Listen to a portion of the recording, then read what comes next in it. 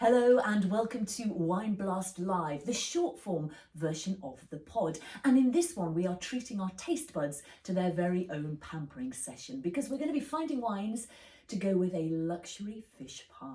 Yeah, luxury. Luxury. It's one of my favourite words in the English language, actually.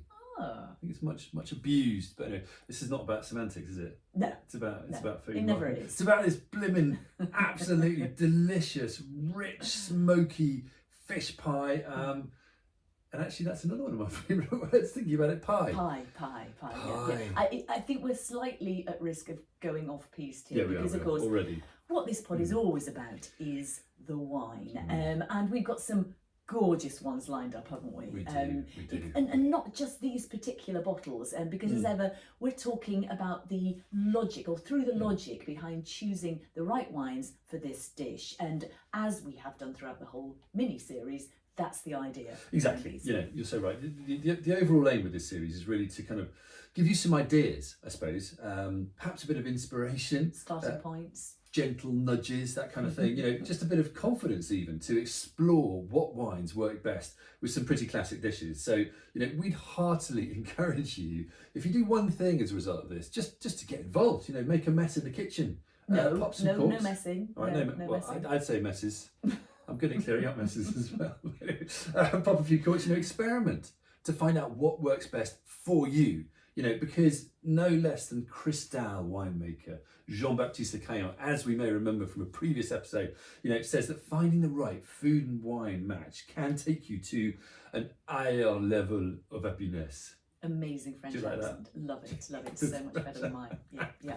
Now we should add that this mini-series is brought to you in association with Wine Club by Majestic. So this is a wine subscription service curated by our fellow Master of Wine, Beth Kelly, who we heard from in our first episode, didn't we, of this series? Why bother? We did. Matching food and wine. I think series 3, episode 25 it was. Nice. Yeah. Now with the Wine Club you can choose from 3 different price tiers and you'll be given some delicious recipe suggestions to match to the wine. So very much along the lines of what we're doing here. Yeah, we've got some great wines to get cracking with here, haven't we? But before we tuck into the wines, do you want to just tell us a very little bit about the fish pie? Yeah, as the chef of the house. So it's our take on a Jamie Oliver original that I had years ago at a great friend's house, and I don't think I've ever forgotten it. And I think every time we have it, we kind of think, why don't we have this more often? It is just so delicious. Fish pie every night. There we go. Well, it is gorgeous. It's just perfect for me. It's perfect comfort food in a kind of a luxury comfort food way. It's just a treat. But our version uses smoked fish, doesn't it? Which is a difference. So this is key. It is a bit different. So for me, fish pie can be really bland if you don't do 2 things. First of all, use enough fish. But secondly, make sure that you use some smoked fish in there. There is nothing worse than I'm sure you all know, a bland, slightly watery fish pie that tastes of pretty much nothing but potato and egg. So when you have that smoky fish and then the rich creamy sauce that has some tangy cheddar in it and some lemon and some mustard, I am then in comfort food heaven. Don't know about you. You're in heaven. It's only taken 17 years of marriage to get you in heaven, but we got there in the end. Or maybe it's where I could say you got yourself there. Anyway, let's not tarry there. Wines. We don't be tarrying anywhere. We're not going to just do that. Excuse me, gosh, that fish pie is it's knocking me for 6. We're talking richer white wines here, aren't we? Yeah. If we to come on to the wines, and that is one of our favourite wine places to play, isn't it? We love a good, rich, complex white. Just to say, reds just don't really work here, do they? Even the light ones, they sort of overwhelm the fish a bit, and then somehow they sort of taste too dry with the creamy sauce. So I just think reds are not on the table here, and light whites equally, they just get overwhelmed. So, save them for other times. But here we're talking rich, pretty complex whites. What about a rich sparkling white, like a nice rich sort of English sparkling or a champagne, something like that? Would that work? Absolutely, if that's your thing. I mean, keep it rich, like you say. Maybe make sure it's a bit older or deliberately made in a kind of a rich, creamy style. But really here, I think we are talking whatever, with fizzy or still, rich, full-bodied whites. Okay, fantastic. So our first wine, and I have to say our favourite. Sorry, I should have said also with a bit of oak, I think. Maybe some. You know. Okay, well, yeah. Well, I suppose Maybe that's implicit. however it gets richer, that's fine. Yeah. So the favourite, our first and favourite is Chardonnay from South Africa. The very colourful Menagerie Chardonnay 2020 from top Cape producer Thorne and Daughters. A real treat, this one. It's just utter decadence in a glass. It's just sort of rich and nutty and creamy and honeyed, but also refreshing and savoury. It's just sort of really generous. It's smart, bringing a smile to your face, which is I might have wonderful. to stop and just eat. It's very Moorish, isn't it? And it's really a real is. mouthful. It's a real mouthful. We're back to luxury again, aren't we? You know, the fish pie is gorgeous, as we said, and then you put this rich white with it, and OMG, it's just as, I think it's as close to food and wine hedonism as you can possibly get. And we have actually, on which note, we've pushed the boat out a bit here, because this wine is $19.99, so it's not cheap, but it is special, and your taste buds are worth it, surely. Of course they are. Oh my goodness, sorry, I'm just having a moment. I mean, so definitely a richer style of Chardonnay works really well with this dish, you know, and you can go New World, like that one from South Africa.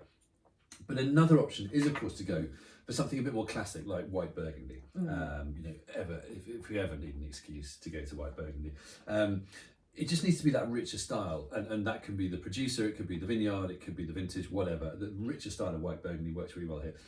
So the one we got here is the Saint Varin 2020 Haute Cuvée by Riquet and Rouve. This one is $16.99, and it's just full of sort of appley brightness and sort of creamy, leesy texture, isn't it? It's a total classic, but again, you know, lots of wine in that glass. Not cheap, but there's lots there. No. I mean, and so I would say this one's a fresher, slightly more restrained pairing than the Menagerie. It is refreshing, but it still picks up on the creamy textures in the dish. It's just not such a full-on flavour experience. But then finally we've got something a bit different, haven't we? It's a skin contact white. Maybe we could call it an orange wine, do we dare? Is it orange? I think that might be pushing it a little bit far. So this one is the Ghost in the Machine Skin Contact Chenin Blanc 2022 from Bruce Jack. You do definitely get a little bit of that grippy sort of tannic texture, don't you, from that's typical of a white wine that's been fermented with the skins. But it's quite delicately done, isn't it? Oh, definitely, yeah. You know, so, and if you look at the colour, it's not orange either. So really, this is just a slightly different take on a richer style of white wine as an option to go for here. You know, this one's got sort of flavours of apricots and red apples, hasn't it? It's quite fruit driven. And there is definitely a bitter element on the palate, but that actually makes it work quite nicely to counterbalance the richness of the dish. I mean, it's interesting. The skin contact whites do tend to be pretty, as a generalisation, good food wines. You know, they tend to be quite versatile. So they're definitely, whichever one you fancy trying, you know, they're worth trying here. This one's $12.99. And Chenin Blanc generally, especially good South African Chenin Blancs, are a very good shout with this kind of dish. Totally. You know, they just, a bit like Chardonnay, you know, they suit oak, which this dish suits. So you've got, you know, two options there of great varieties that are easy to get hold of and work really well with this style of rich, creamy dish. Absolutely, and sometimes they can be a bit honeyed in style, haven't they? Yeah. But I just wanted you've got a final one, to finish off with a final bit shout of a quirky one out here. to finish off the South African theme. This is the Stellenrust Apprentice White Cinsault 2020. It's a total one-off. You know, Cinsault is a red variety, of course, but here it's just made as a white wine and barrel fermented. So it's very much a sort of left field shout, but it's very special. This one's $18.99. It's lovely, isn't it? Really nice wine. Lovely. It's really different. Partly, I'm featuring this just to make the point that a lot of richer white wines go with this dish. It's actually a very wine-friendly dish. So just try things out. You know, whatever floats your boat, go for it. Yeah, absolutely. I think that's us, isn't it? And I think we will be putting fish pie on the menu every night of the week, won't we, for the foreseeable future? There we go. Which will be great. That's my meal. Great. It's a great excuse for open our favourite style of white wine. And if you fancy giving this a go, you can find the recipe on the website and all the show notes, and all the wine details. And the website is susieandpeter.com, of course. Yeah, and there's also more details about the wine club at majestic.co.uk/wine-club. So thank you to Majestic, and thanks to you for tuning in. Cheers.